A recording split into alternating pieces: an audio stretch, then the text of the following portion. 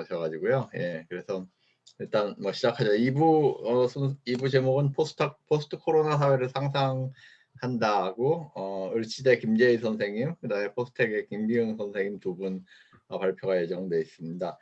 이게 2시 20분에서 25분까지 35분 시간이 주어져 있는데요. 한 분 발표하고 뭐 간단히 토론 질문 받고 그다음에 이제 다시 그 김기흥 선생님 발표 순으로 넘어가겠습니다. 그래서 35분 중에 한 뭐 20분이나 25분 정도 사이에 발표를 맞춰주시면은 토론이나 뭐 질문하는데 훨씬 도움이 될 것 같습니다. 예, 그 김재희 선생님 발표를 청해 듣겠는데요. 정보기술의 파르마콘적 의미와 돌봄으로서의 R에 대해서 발표해 주시겠습니다.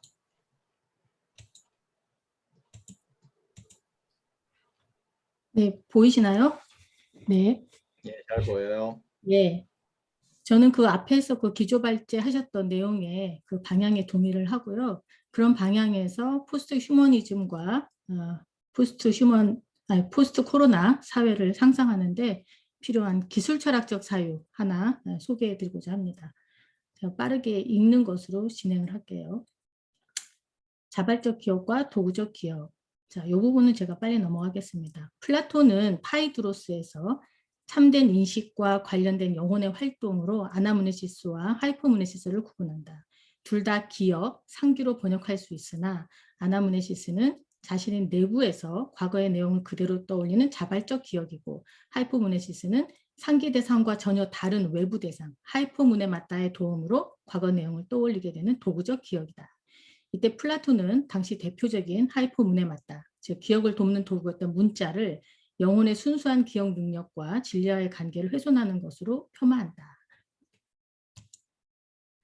자, 자발적 기억과 도구적 기억의 대립, 그리고 기억의 외재화가 곧 지적 능력과 지식의 손실이라는 플라톤의 주장은 오늘날에도 유효한가? 가령 현대의 대표적인 하이퍼무네마타인 스마트폰은 무한히 재생 가능하고 접근 가능한 것으로 우리의 기억 능력을 확장시키는 것처럼 보이지만 정작 그것을 잃어버렸을 때 체감하듯이 우리 기억의 무능력을 여실히 보여준다. 또한 디지털 기기에 의한 팩트체크의 가능성과 유효성은 사건의 현전성이 디지털 정보 공간에서 원격 조종되고 변형될 수 있기 때문에 보장되기 어려운 것이 사실이다. 2016년 옥스퍼드 영어사전은 포스트 트루스를 그의 단어로 선정하고 여론을 형성할 때 객관적인 사실보다 개인적인 신념과 감정에 호소하는 것이 더 큰 영향력을 발휘하는 현상이라고 정의했다. 포스트 트루스 현상은 자동화 사회의 디지털 기억 도구와 무관하지 않을 것이다. 기억과 지식의 정보기술적 외재화가 진리 또는 진실과 관련되지 않고 진리나 진실처럼 보이는 것에 관련된 인지 편향이나 확증 편향을 강화하는 경향이 있다. 게다가 최근 코로나19로 전면화된 비대면 원격 수업에 관한 분석은 디지털 장비들로 보충할 수 없는 현장 수업의 생생함과 직접성이 사라짐과 동시에 교육 효과에 하락이 있음을 보여주고 있다. 스티글레르는 플라톤의 우려가 디지털 정보기술 기반 자동화 사회에서 극명하게 현실화되고 있다고 진단한다. 그는 디지털 정보기술에 기초한 도구적 기억의 일반화가 우리 모두를 자신의 기억과 지식을 기계에게 위임하여 진리에 도달하는 사유의 역량을 상실하고 어떻게 살아야 하는지에 대한 암조차 박탈당한 프롤레타리아로 만들고 있다고 정보 자동화 사회를 신랄하게 비판한다. 그렇다면 스티글레르는 어떻게 대안을 제시하고 있는가? 그는 플라톤의 우려를 인정하지만 플라톤의 관점을 그대로 계승하는 것이 아니라 자발적 기억과 도구적 기억의 대립 관계와 기억의 기술적 도구에 대해 다른 관점에서 재사유할 것을 제안한다. 사라져가는 자발적 기억의 사유 역량을 회복하기 위한 새로운 투자가 긴급한 상황인데 이 투자는 오히려 도구적 기억의 기술적 파르마콘을 돌보는 것에다 해야 한다고 그는 주장한다. 이 글에서는 스티글레르가 어떻게 그 자신의 독특한 파르마콘 학과 기관학의 관점에서 정보기술과 지식의 문제를 진단하고 그 해법을 제안하고 있는지, 나아가 그의 철학이 포스트 코로나 사회의 방향 설정에 어떤 의미를 제공할 수 있는지 살펴보고자 한다. 기술적 기억, 지성적 삶의 조건. 플라톤은 부정하고 싶겠지만 모든 지식의 조건들은 근본적으로 기술적이다. 스티글레르는 기술이야말로 우리의 삶과 지성의 근본 조건이라고 주장하며 우리의 기억과 지식의 형성에서 분리 불가능한 것이 바로 기술적 매체라는 것을 강조한다.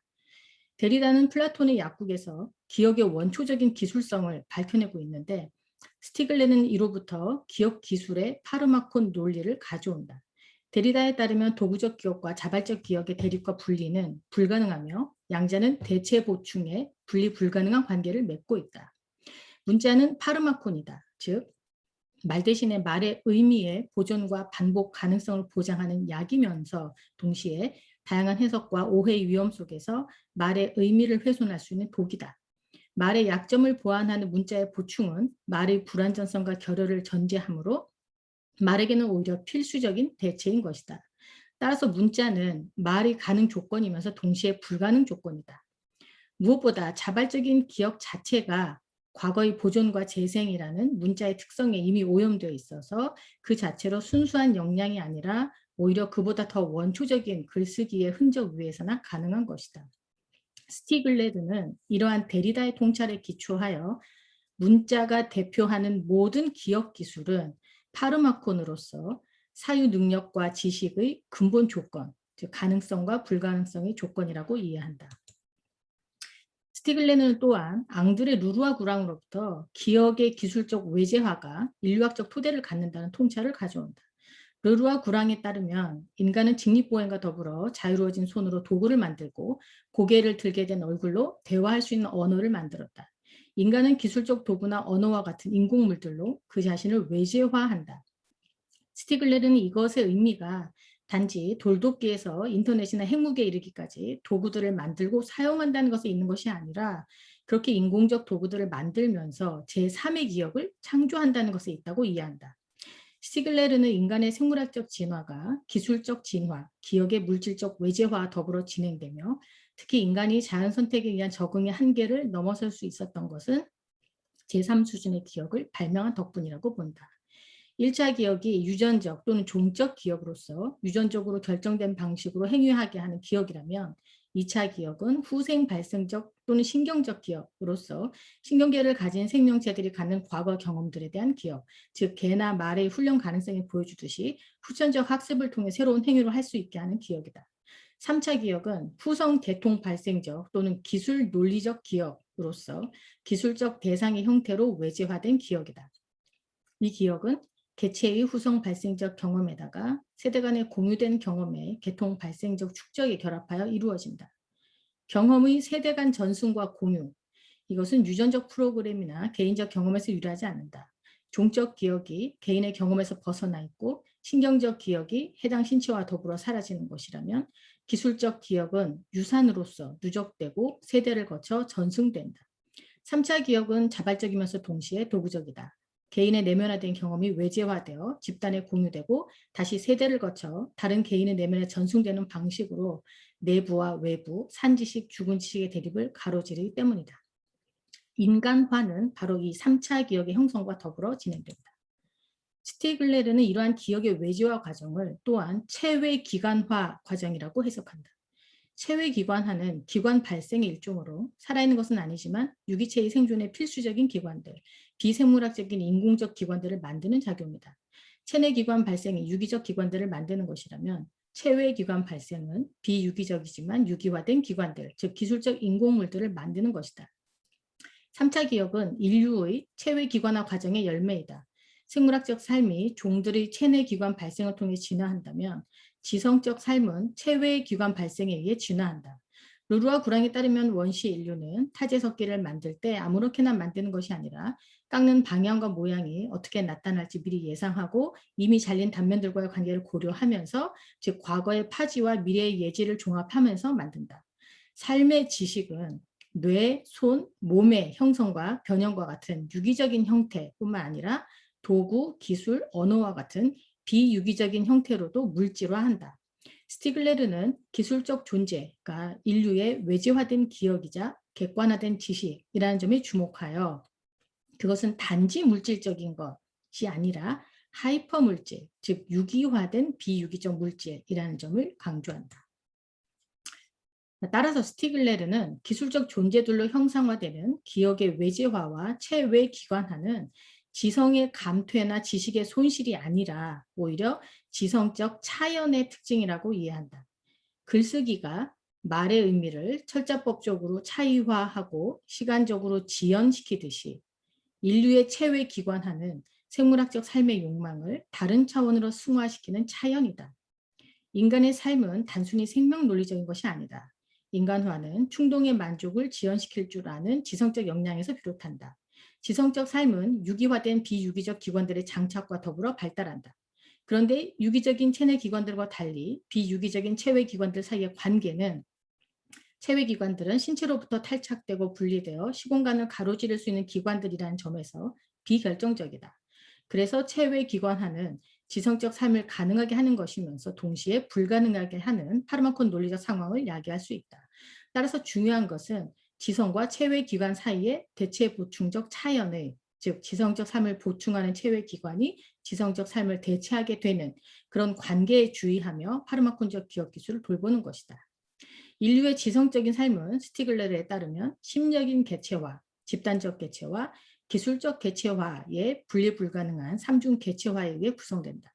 시몽둥으로부터 가져온 이 개체화의 세 형태는 각각 준안정적인 과정들로서 그들 중 어느 하나도 다른 둘이 없으면 안 되는 방식으로 다른 두 형태들과의 변환적 관계 속에서 존재한다. 변화는 서로 불일치하는 두 망막 이미지가 제3의 차원에서 하나의 새로운 망막 이미지를 형성하듯이 불일치하는 항들 사이의 공존 관계를 새로운 차원에서 형상화하는 방식이다.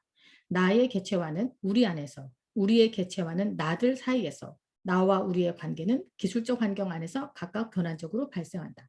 심리적인 것, 집단적인 것, 기술적인 것, 이 세 줄기가 상호작용하면서 동시 결정화하는 심리적, 집단적, 기술적 개체화는 세 수순의 개체화들을 가로지르면서 넘어가는 관개체화, 트랜스 인디비듀아숑을 형성한다. 지식의 모든 형태 또한 스티글레르는 이런 기관학적 관점에서 세 수준의 기관들, 즉 개체를 구성하는 심신기관들, 기술이 산출한 모든 종류의 인공적 기관들, 개체들을 조직화하는 모든 형태의 제도들과 집단들 사이의 상호 접속에 의해 형성된다고 본다. 지식은 기억기술적 장치들을 매개로 개체적, 집단적 개체화 과정들과 연루되어 형성된다. 기술적 대상들은 심리적인 것과 집단적인 것을 연결시키는 단순 매개체가 아니라 개체적이면서 동시에 집단적인 개체의 발생에 동등하게 참여한다. 가령 글쓰기와 출판의 기억 기술은 개인적인 경험을 공유되고 비판되고 해석될 수 있는 사회적 공론작으로 연결하며 이를 통해 개인들 간의 공유된 지식의 새로운 관괴체와 회로를 생성하고 이로부터 새로운 사회적 주체를 산출하는 데 기여한다. 요컨대 스티글레르는 이러한 파르마콘 논리적이고 기관 논리적인 관점에서 오늘날 디지털 자동화 시대의 기억 기술이 어떻게 인간의 지성적 삶과 지식의 형성을 훼손하며 동시에 치료 가능성을 보여주는지 해명한다. 기억과 주의, 돌봄으로서의 사용. 기억은 과거를 보존하고 이를 현재로 연장하여 미래를 변화시키는 기능이다. 특히 3차 기억은 경험을 내면화하고 또 외재화하면서 하이퍼 물질적 형태로 지식을 공유하는 인류의 독특한 지성적 활동이다. 베르그손, 깡킬렘, 화이트헤드를 따라 스티글레르도 기억과 지성을 본성상 생명의 기능이라고 이해한다. 스티글레르는 특히 생각이 돌봄과 관련된다는 점에 주목한다. 공교롭게 또 불어에서 빵새, 생각하다는 빵새, 상처를 치료하다와 발음도 동일하다. 스티글레르에 따르면 생각한다는 것은 돌보는 것, 관심을 기울이는 것, 말하는 것, 행동하는 것, 차연을 만드는 것이다.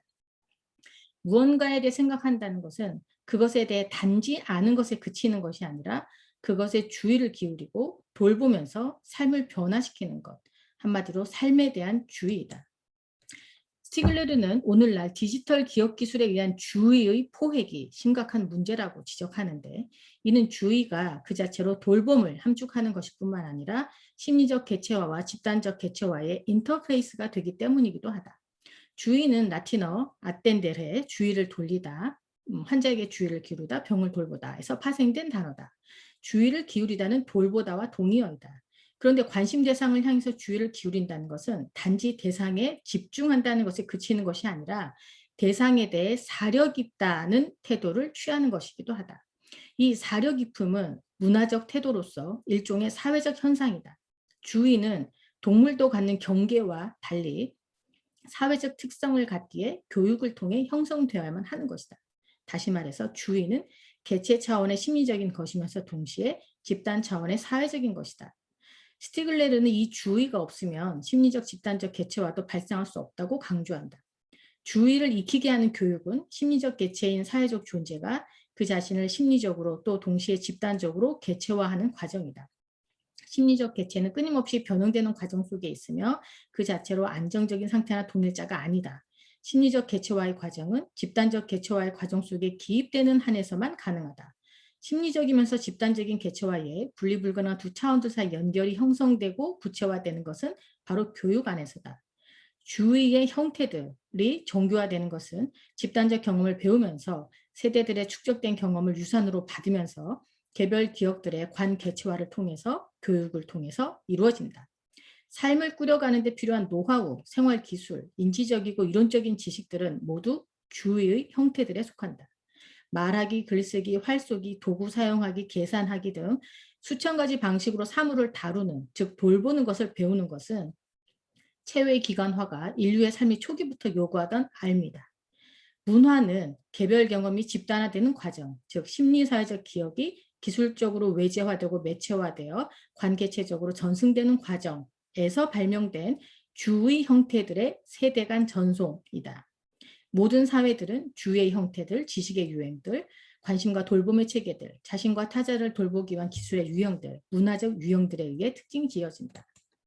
문제는 이런 디지털 정보 기술 시스템이 이런 주의를 포획하면서 심리적 집단적 개체화의 생성을 막고 비판적 사유의 가능성을 차단하면서 모든 수준, 생태학적, 심리적, 사회적, 경제적, 정신적 수준 등등에서 엔트로피 상태가 생산되고 있다는 것이다.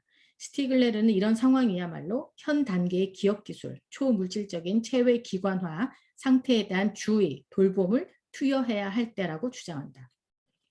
디지털 기억기술의 파르마콘 3차 기억의 역사는 기억기술의 역사이며 기억을 저장하고 재생하는 기술적 인공물의 변천사다. 기억기술은 문자, 아날로그, 디지털 등의 형태로 변화하며 상이한 방식의 기록작용으로 우리의 지성, 지식, 삶의 방식을 규제한다. 기록작용이란 실제의 연속적인 흐름들을 시공간적으로 분절하고 물질화하고 이산화하는 모든 기입작용을 의미한다. 알파벳의 등장이 모든 지식의 기술 논리적 조건으로서 서구 정신의 단일화와 통제에 기여했듯이 오늘날에는 이미지, 목소리, 신체, 제스처 등을 데이터와 정보 형태로 프로그래밍하는 기억기술 장치가 우리의 정신적 삶을 규제한다. 정보의 디지털화는 온라인, 오프라인을 가로지르며 유기체든 비유기체든 모든 존재자들을 연결하는 스마트하고 자동화된 소통과 상호작용의 네트워크를 전 지구적 차원에서 실현시키고 있다. 디지털 기억 기술은 이제 인간의 연합 환경이 되어 인포스피어를 구축하고 있다. 그렇다면 스티글레르가 주목하는 디지털 파르마콘의 위험한 특징은 무엇인가?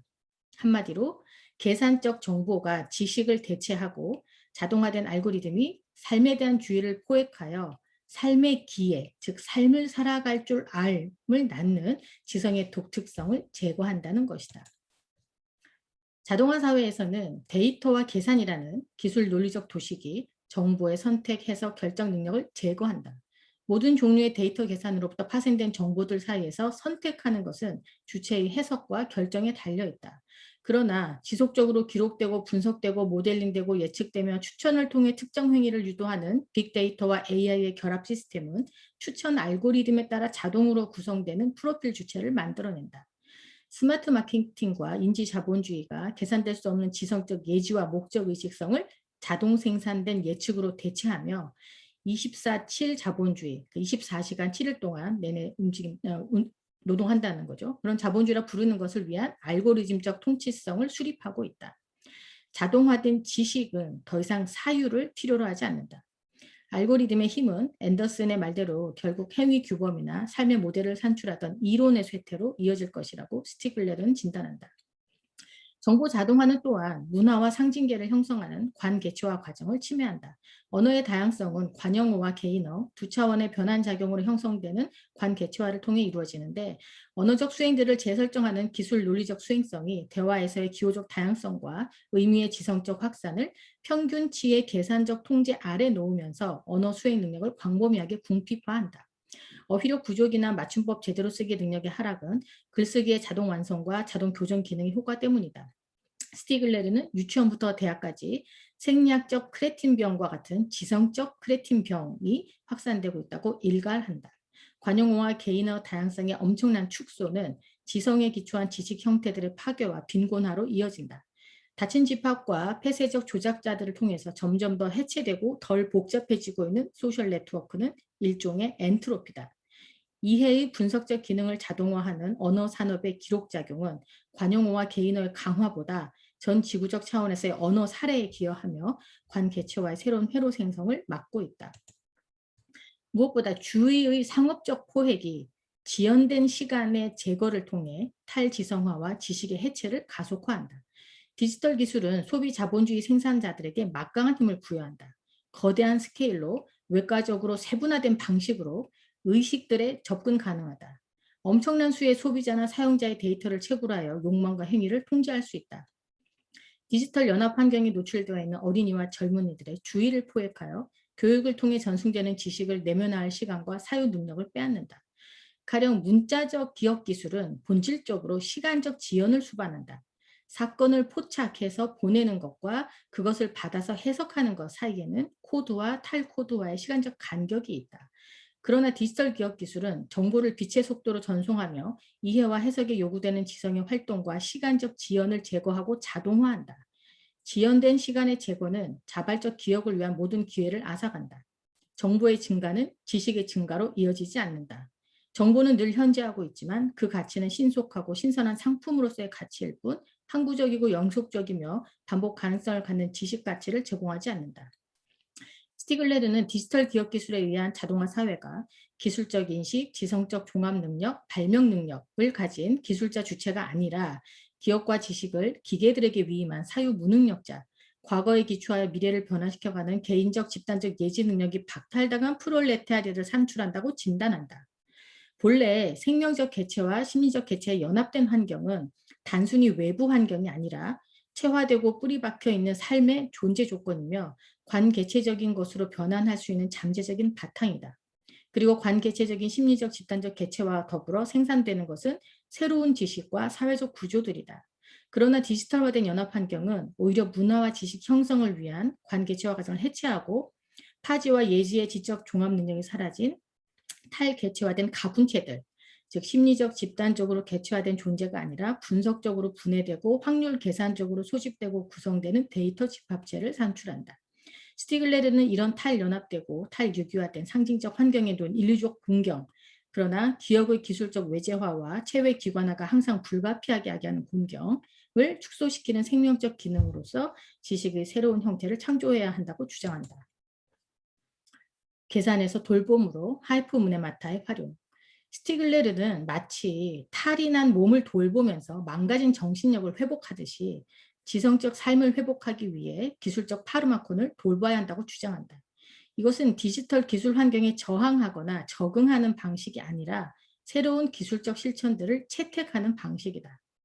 완전 자동화의 구축으로 조직 전체에 침투된 어리석음, 또 범바보화가 실현되기 전에 모든 외재화가 불가피하게 독유되지 않고 재내면화 과정을 촉진할 수 있는 새로운 디지털 도구를 발명하자는 것이다. 어디까지나 하이퍼 물질적인 체외 기관화의 차원에서 자동화 기술을 탈자동화 기술로 대체하는 길을 열어야 한다는 것이다. 어떻게 디지털화가 지식과 주의를 돌보는 새로운 해석학적 기술들의 발명에 의해서 보충될 수 있을까? 스테이글레르가 신랄하게 비판한 디지털 기억 기술의 과도한 지배력으로부터 어떻게 새로운 탈출구와 전환의 가능성을 만들어낼 수 있을까? 스티글레르는 자동화 사회 알메미레에서 현 단계 기업 기술의 위기 상황, 즉 자동화 사회, 알고리즘 통치성, 계산적 정보주의, 인류세 등을 역전시킬 수 있는 새로운 지식, 즉 새로운 관계체의 회로를 만들고 새로운 사유 범주들과 형상을 도식화하는 새로운 기억 매체들의 가능성에 대해 다룰 것이라 예고했지만 안타깝게도 출간되지는 못했다. 예, 스티글레르는 작년에 갑작스럽게 돌아가셨어요. 팬데믹 한가운데서. 자, 그러나 기술적 기억 매체를 단순히 정보 기록의 인식적 도구가 아니라 삶에 주의하는 돌봄의 도구로 전환하자는 스티글레르의 아이디어는 스티글레르도 물론 살짝 언급하고 지나갔지만 푸코에서 엿볼 수도 있다. 푸코는 자기 수양에서 하이퍼문에마타가 자기 자신을 돌보는 데 필수적인 도구라는 점을 주장한다. 그에 따르면 플라톤 파이드로스의 핵심은 기억의 단련과 대립된다는 이유로 글쓰기를 비판하는 데 있는 것이 아니다. 기억을 방해한다는 이유로 글쓰기의 가치를 폄하하는 것은 파일을 날려버린 컴퓨터의 오작동에 대해 화풀이하는 정도의 사소한 문제다. 중요한 것은 이 담론이 진실과 연동되어 있느냐 그렇지 않느냐라는 것이다. 이때 진리와의 관계는 자기 자신과의 관계, 자기 내면의 소리를 듣는 자기 수양 및 자기 실천의 문제이다. 이것은 데리다 스티글레르가 이해하고 있는 플라톤의 자발적 기억의 활동에 해당한다. 그런데 푸코는 소크라테스의 너 자신을 알라는 항상 너 자신을 돌보라는 뜻이었고 스토아 학파의 자기 수련에서도 자기 인식은 늘 자기 돌봄과 관련되며 하이퍼문에마타는 이런 자기 돌봄의 맥락에서 자기와의 관계를 구축하기 위해 사용되었다는 점을 강조한다. 푸코는 하이퍼문에마타를 자기 자신에 대해 적는 수첩, 공책이라고 해석한다. 그것은 자신이 기억해야 할 격언들, 인식하고 행해야 할 것들의 모음집, 읽은 책을 메모하고 스승의 교훈을 적고 자신을 돌보기 위해서 항상 지켜야 하는 규칙들을 적어놓는 공책. 그래서 늘 다시 들여다보면서 내면화해야 하는 규칙 등을 기억하고 실천할 수 있도록 기록하는 물질적 장치인 것이다. 하이퍼문에 맞다는 기억 활동을 방해하고 진리의 의미를 왜곡시키는 글쓰기가 아니라 망각된 규칙들을 기억하게 함으로써 자신의 영혼을 돌보고 자기와의 진실된 관계를 구축하는 데 중요한 장치이다. 이러한 푸코에 따르면 하이퍼문에 맞다는 단지 죽은 지식의 전달 도구인 것이 아니라 오히려 자발적 기억을 활성화하면서 진리와의 관계에서 자기를 돌보는 데 가장 중요한 기술적 장치로 작동할 수 있다. 자, 스티글레르가 직접 거론한 사례로 말하자면 아이팟, 스마트폰, GPS 등 도구적 기억 대상들이 연합된 환경의 인터넷을 계산의 도구에서 돌봄의 도구로 방향 전환할 수 있는 가능성은 프리웨어나 해석 웹 같은 역시 인터넷 기반의 새로운 기술 도구를 발명하는 것이다. 프리웨어는 모든 사용자들에게 그 사용과 연구, 수정, 복제, 배포가 기술적, 법적으로 허용되어 있는 소프트웨어인데 그것은 모두에게 개방되어 있으면서 모든 사람들이 기억에 의해 지속적으로 보완된다. 해석 웹은 스티글레르가 실제로 학생들과 운영한 것인데 강의 노트를 공유하면서 그에 대한 해석을 서로 주고받으면서 더 나은 해석으로 기여할 수 있는 방식으로 참여하는 플랫폼으로 디지털 스터디 네트워크의 비자동화된 특성을 살려내고자 한 시도이다. 디지털 연합 환경의 잠재성을 독에서 약으로 전환시키고 자동화 역량으로부터 비자동화 역량을 끌어내기 위해서는 한 걸음 더 나아가 경쟁과 소비를 가속화하며 삶을 궁핍화하는 무관심, 돌보지 않음의 경제체제로부터 개인과 집단이 관계체적 관계 속에서 모든 종류의 삶을 나누고 그 혜택을 함께 누리며 살아갈 수 있는 기여경제체제로 전환해야 한다고 스티글레르는 강조한다. 그것이야말로 더 이상 고용된 노동, 무사유의 궁핍한 삶이 아니라 자신의 고유한 일을 하는 삶, 기술적 도구들을 사용할 줄 알고 성취의 기쁨과 삶을 공유하면서 함께 살아갈 줄 아는 삶을 실현하는데 자동화 기술이 기여할 수 있는 길을 열어주는 것이기 때문이다. 코로나19 팬데믹으로 인한 전 지구적 차원에서의 일시정지는 디지털 자동화 시대의 가속화가 낳은 독을 돌아볼 수 있는 기회를 제공했다.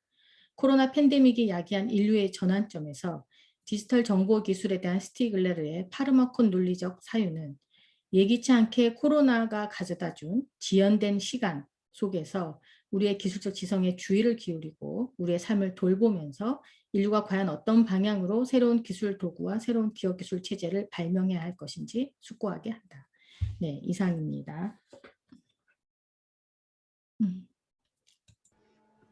예, 김재희 빨리 선생님 읽어가지고 시간을 맞추다 보니. 예, 감사합니다. 예, 그 제가 뭐 간단히 질문 드리고 그다음에 궁금한 거 있으신 분은 채팅창에 올려두시면은 김재희 선생님이 확인하고 남은 시간 동안에 답을 해드릴 것 같아요.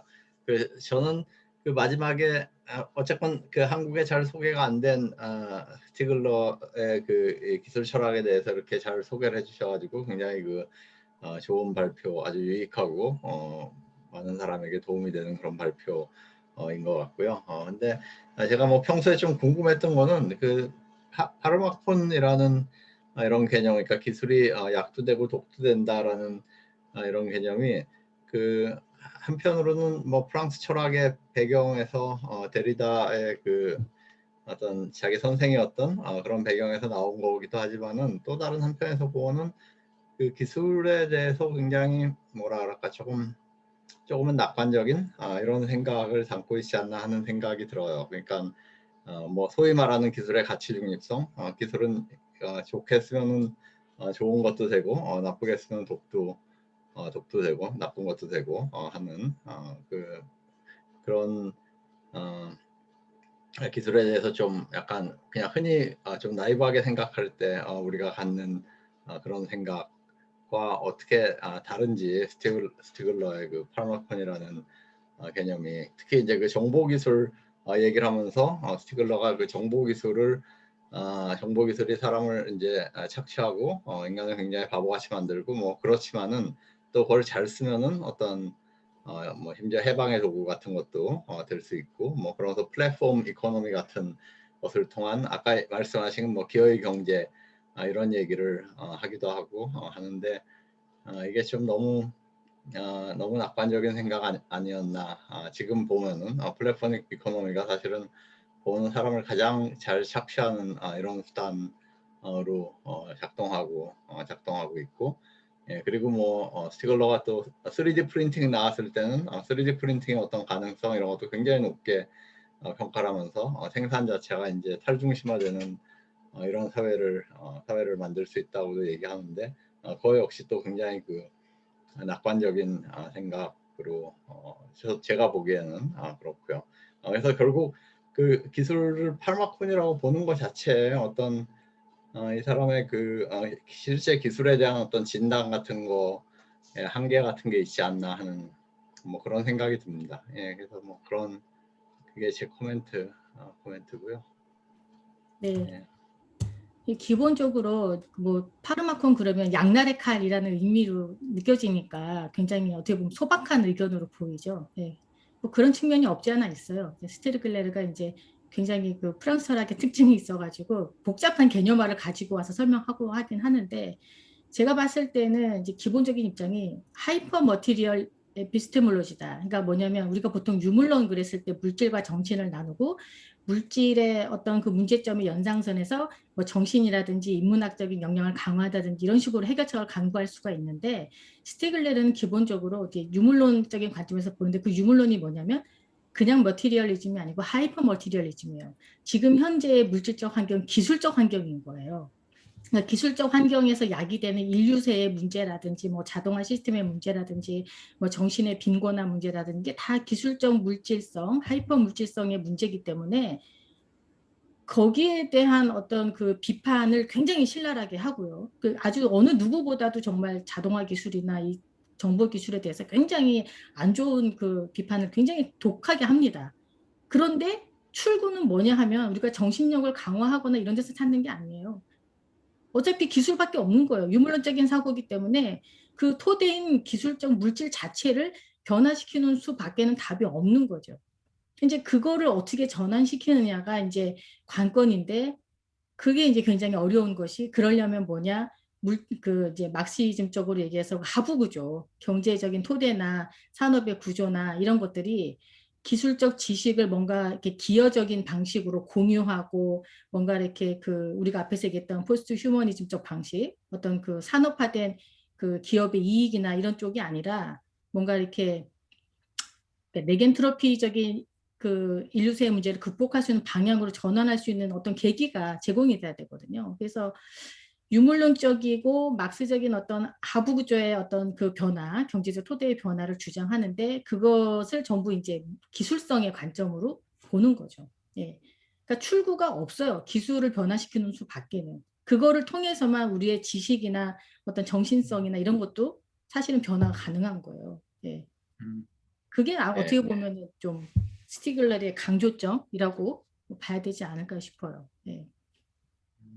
예, 저는 뭐 개인적으로 그 하이데거보다는 더 나은 것 같아요. 예, 하여튼 하이데거 식으로 그 산에 들어가서 시집고 살자 뭐 그치, 이런 그치. 예. 그런 거보다 스티글러의 해법이 그나마 더 현실적이지 않나 하는 그런 생각도 합니다. 나중에 사실 그 스티글러는 뭐 제가 약간 비판적으로 얘기했지만 점점 더 중요성이 커지는 그런 철학자는 분명하고요. 특히 우리가 지금 AI와 빅데이터 시대를 살고 있는 데 대해서 가장 치열하게 고민했던 사람임은 분명한 것 같고, 그래서 나중에 조금 더 그 스티글러에 대한 어떤 뭐 독립적인 세션 같은 거 뭐 이런 거라도 좀 만들어서 좀 깊게 한번 다뤄볼 만한 그런 뭐 철학 분과에서나 아니면 저희 그 포스트 휴먼 네트워크에서 뭐 그런 정도의 충분한 그 가치가 있는 사람이라고 생각을 하고, 번역도 조금 더 네. 돼야 된다고 네. 개인적으로 아직 뭐 생각을 번역이 하고. 많이 안 돼 있어 가지고 소개가 진짜 거의 안 돼 있는데요. 조금 조명을 해볼 필요가 있다고 봅니다. 근데 스티글레르 자신이 자신의 그 어떤 개념들을 기존의 그 철학사의 그 여러 선배 철학자들에서 가져와서 전유해서 쓰는 게 굉장히 많아요. 네. 뭐 근데 철학뿐만이 아니라 뭐 인류학이나 경제학이나 온갖 잡다한 분야에서 다 가지고 와서 어떻게 보면 굉장히 이 사람 뭐야 이거 잡동사니 아니야 막 이렇게 보일 정도의 어떤 그런 특징이 있는데, 그 사이에서 어떤 그 스티글레르 나름의 그 어떤 그 새로운 문제의식 이런 거는 충분히 우리가 지금 시점에서는 좀 발굴해 볼 만하고, 그 누구보다도 지금 현재 자동화 사회에 대한 문제의식을 가장 많이 좀 고민한 철학자이기 때문에 우리가 좀 들여다볼 필요는 있다. 저도 그렇게 생각은 합니다. 예. 동의합니다. 예. 아마 여기 계신 분들은 많이 알고 계시겠지만, 스티글러는 그 은행 강도를 하다가 5년 동안 복역한 그런 아주 독특한 경험이 있어요. 예, 그리고 감옥 안에서 그 데리다의 책을 읽고 철학자가 되기로 결심을 하고 그렇죠. 데리다한테 편지를 써가지고 제자가 됐던 뭐 이런 자기 또 경험을 이렇게 책으로도 냈던 그런 책인데, 이중원 선생님 뭐 간단히 네. 질문을 해도 돼요. 네네. 다음 시간이 많지 않아서요. 예. 그럼 간단하게 저 두 가지 여쭤보고요. 답은 나중에 하셔도 될 것 같은데, 하나는 지금 제가 조금 잘 이해를 못하고 있는 부분일 것 같은데요. 그러니까 지금 스티글렐러가 얘기하는 게 기존의 어떤 독이 되고 있는 디지털 기술을, 그 계산에 바탕하고 있는 그런 도구로서의 정보와 디지털 기술을 이제 약이 될 수 있는 어떤 그 돌봄의 새로운 디지털 도구로 전환하자라고 얘기를 하는 것 같아요. 말은 그 자체인데, 문제는 그게 기술 자체의 변화를 얘기하는 건지, 기존의 어떤 디지털 기술 영역 안에서의 새로운 어떤 기능과 역할을 할 수 있는 어떤 그 영역의 창출인지. 예를 들면 우리가 이제 지금 그 과거에는 상당히 수동적으로 우리가 이제 디지털 정보를 장치로부터 받아들이는 역할을 했단 말이에요. 근데 이제는 상호 인터랙티브한 거를 넘어서서 좀 더 주체적으로 나설 수 있는 영역들이 나오거든요. 예를 들면 뭐 여러분 틱톡 아시지만 그 이제 SNS에서 페이스북이나 이런 데에서 자기가 적극적으로 어떤 언론 어떤 작업을, 이제 유튜브와 비슷한 거죠. 그런 작업을 할 수가 있고, 또 틱톡에는 자기가 만든 동영상을 올릴 수가 있고요. 그리고 최근에 뜨고 있는 메타버스는 그 자기가 만들고 원하는 게임을 만들어 나가고 그 게임 속에서 자기가 사는 것까지도 구상을 할 수가 있거든요. 그러니까 게임 공동체가 꼭 삶의 공동체까지도 나가게. 그러니까 제가 궁금한 거는 기존의 어떤 디지털에 바탕한 정보와 기술에서 지금까지 그 인간과의 관계를 수동화시키고 탈관계화시켰던 이런 그 어떤 액티비티를 이제 기존의 정보화 기술 안에서 그 역할을 바꾸는 것으로 가자는 건지, 아니면 기술 자체를 바꾸자는 건지. 제가 우선 그게 첫 예. 번째 좀. 거기까지만 일단 해주시고요. 그거는 나머지는 채팅으로 해주세요. 스티글레르는 어쨌든 지금 현재 주어진 기술적 조건 안에서 새로운 어떤 그 변화 가능성을 창출하는 거예요. 그러니까 무슨 기술 자체를 바꾼다는 게 아니라 지금 우리가 할 수 있는 최대한의 객관화된 지식은 자동화된 기술이고 지금 현재 단계까지 온 거잖아요. 이 지식을 토대로 해서 이 지식을 활용해서 뭔가 이제 새로운 전환점을 만들어야 된다고 얘기를 하는 거죠. 네. 새로운 거를 발명할 수 있는 기회를 놔야 되는 거예요. 그러면 이 그게 토대로. 기술의 진화가 이루어지는 음, 곳에서 그 음. 방향을 전통적인 그 계산과 수익 창출의 모델이 아니라 돌봄의 방향으로 가자. 그냥 네네. 이렇게 이해하면 될 수가 있을까요? 네네네네. 네. 네. 예. 네. 지금 이제 뭐 시간이 많이 이미 초과해가지고요. 그다음 네. 발표자가 기다리고 있습니다. 김재희 선생님 감사드리고요. 예, 고맙습니다. 예.